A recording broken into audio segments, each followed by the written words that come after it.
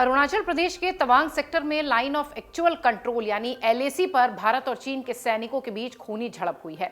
इसमें भारत के 6 जवान घायल बताए जा रहे हैं, जबकि चीन के 19 से भी ज्यादा सैनिकों को गंभीर चोटें लगी हैं। रिपोर्ट्स कह रही हैं कि कई चीनी सैनिकों के हाथ और पैर की हड्डियां भी टूटी हैं, कईयों के सिर फटे हैं। ये घटना 9 दिसंबर की है। रक्षा मंत्री राजनाथ सिंह ने भी मंगलवार को सदन के दोनों ही सदनों में घटना की पूरी जानकारी दी थी और मौजूदा स्थिति के बारे में भी बताया था। ये पहली बार नहीं है जब चीन ने भारतीय सीमा में घुसपैठ की कोशिश की और भारतीय जवानों के साथ उनकी हाथापाई हुई है। इसके पहले भी कई ऐसे मौके आए जहां चीनी सैनिक भारतीय सीमा में घुसपैठ करने के लिए कोशिश करते रहे और भारतीय जवानों ने उन्हें खदेड़ दिया। ऐसे में सवाल यह है कि आखिर इस तरह की भारतीय सीमा में घुसपैठ करने की कोशिश और भारतीय जवानों के साथ हाथापाई आखिर चीन क्यों करता है और चीन का आखिर क्या संदेश है? आइए इस पर विस्तार से समझते हैं। मीडिया रिपोर्ट्स के मुताबिक 9 दिसंबर को 300 से ज्यादा चीनी सैनिक अरुणाचल प्रदेश में तवांग के यंगेस्टे में 17,000 फीट की ऊंचाई पर भारतीय सीमा में घुसपैठ करने लगे। यहां भारतीय पोस्ट को हटाने के लिए चीनी सैनिक कटीले, लाठी डंडे और इलेक्ट्रिकल बैटन के साथ यहां पहुंचे थे। भारतीय सेना भी चीनी सैनिकों का मुकाबला करने के लिए पूरी तरह से मुस्तैद थी। जैसे ही चीनी सैनिकों ने हमला किया, भारतीय जवानों ने भी जोरदार जवाब देना शुरू कर दिया।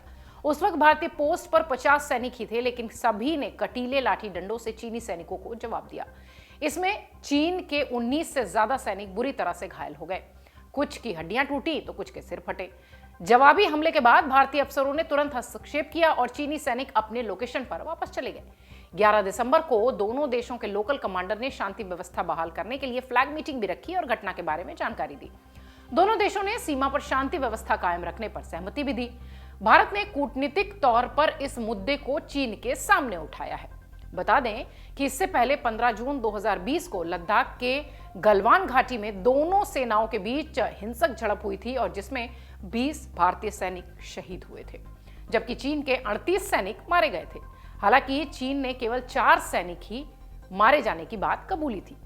गलवान की झड़प के बाद अगर देखा जाए तो यह दूसरी बड़ी झड़प है। तवांग सेक्टर की बात करें तो इससे पहले यहां 1975 में भी विवाद हो चुका है। तब भी दोनों देशों के बीच ऐसी ही हिंसक झड़प हुई थी जिसमें 4 जवान शहीद हुए थे, हमारे यानी भारतीय जवान। डोकलाम, गलवान और अब तवांग, ये 3 घटनाएं हैं जिसकी जानकारी सभी के पास है। लेकिन ऐसा नहीं है कि केवल 3 बार ही चीनी सेना ने भारतीय सीमा में घुसपैठ की हो और जवानों के साथ इस तरह की हरकत की हो।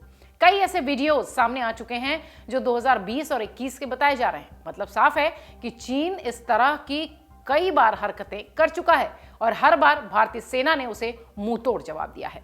अब सवाल यह उठता है कि चीन ऐसा कर क्यों रहा है।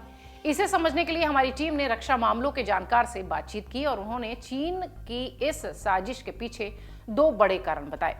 उनका पहला कारण था कि भारत को उकसाने की कोशिश है। ये चीन की बड़ी साजिश है। चीन जानता है कि भारत पहले चीन पर हमला नहीं करेगा, इसलिए अपने सैनिकों के जरिए वो बार बार भारत को उकसाने की कोशिश कर रहा है, जिसके जरिए वो भारत को अस्थिर करने की कोशिश करता रहे और ऐसा होने से भारत में आंतरिक राजनीतिक हलचल बढ़ जाती है, सरकार पर सवाल उठने लगते हैं। और दूसरा जो सबसे महत्वपूर्ण कारण है वो है आंतरिक समस्याओं से ध्यान भटकाने का तरीका। चीन इस वक्त गृह युद्ध जैसी स्थिति से निपट रहा है। चीन के अंदर मौजूद शी जिनपिंग सरकार के खिलाफ विद्रोह के स्वर तेजी से उठ रहे हैं। ताइवान और हांगकांग में भी चीन को भारी नुकसान उठाना पड़ रहा है। ऐसे में अब वो आंतरिक कलह से दुनिया का ध्यान भटकाने के लिए भारतीय सीमा पर इस तरह की हरकत कर रहा है जिससे कि सबका ध्यान यहां आकर्षित हो।